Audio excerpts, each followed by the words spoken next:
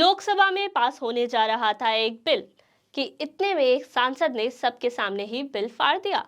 आइए जानते हैं इस नेता की कहानी। असदुद्दीन ओवैसी ऑल इंडिया मजलिस इत्तेहादुल मुस्लिमीन के प्रमुख हैं, जिसे हम AIMIM के नाम से जानते हैं। 1928 में नवाब महमूद नवाज द्वारा इस मजलिस का गठन हुआ था और उन्होंने ही 1948 तक इसकी बागडोर संभाली, क्योंकि 1948 में हैदराबाद को भारत में शामिल कर लिया गया था। दरअसल भारत में मिलने से पहले हैदराबाद पर निजामों का राज था। 82,000 वर्ग मील का ये इलाका लगभग ब्रिटेन के बराबर था। उस समय हैदराबाद की 80% से ज्यादा आबादी हिंदू थी। ये लोग जिस इलाके में रहते थे वो आज तेलंगाना, कर्नाटक, महाराष्ट्र में फैला हुआ है। वहाँ तेलुगु, मराठी, कन्नड़ और दक्षिणी उर्दू बोली जाती है। अंग्रेजों ने इन रियासतों की रक्षा का वादा किया था, मगर भारत की आज़ादी के बाद वो उन्हें उन्हीं के हाल पर छोड़ गए। इसके बाद निज़ामों के पास सिर्फ 3 ही विकल्प बचे थे, या तो वो भारत में शामिल हो जाएं, या पाकिस्तान का भाग बन जाएं, या फिर खुद ने एक स्वतंत्र देश बना ले।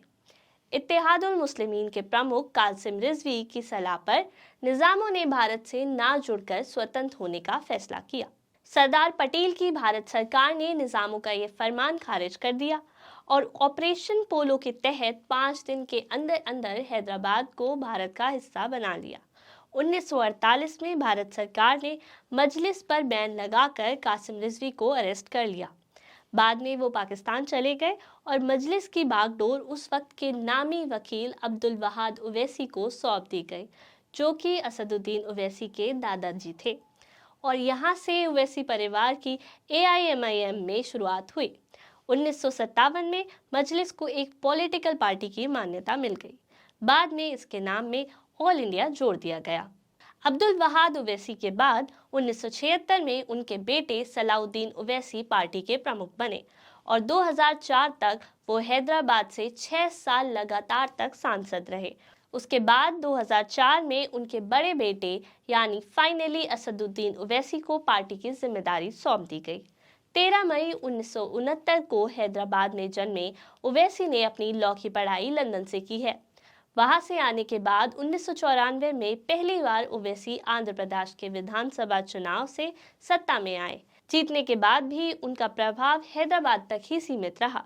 ये पार्टी आंध्र प्रदेश से जुड़े कई क्षेत्रों में सक्रिय थी, जैसे कि महाराष्ट्र और कर्नाटक, लेकिन पार्टी ने कभी दूसरी ओर आगे बढ़ने की कोशिश नहीं की। इस पार्टी को मुस्लिम समर्थक पार्टी के रूप में देखे जाने से विपक्ष सावधान हो गया और अन्य पार्टियों जैसे जनता दल, समाजवादी पार्टी आदि का मुसलमानों को नजरअंदाज करने की वजह ने AIMIM के राष्ट्रीय राजनीति में उदय में बड़ी मदद की। ओवैसी की हैदराबाद में बड़ी ही लोकप्रियता है, मगर उनके जितने चाहने वाले हैं उतने ही उनके विरोधी भी हैं। ये ज्यादातर कंट्रोवर्सीज में ही घिरे रहते हैं। इन पर 5 क्रिमिनल केसेस भी पेंडिंग चल रहे हैं, मगर अब तक उन्हें किसी भी अपराध के लिए दोषी नहीं ठहराया गया है। ओवैसी एक ऐसे नेता हैं जो संसद में भी अपनी बात बेबाकी से रखते हैं।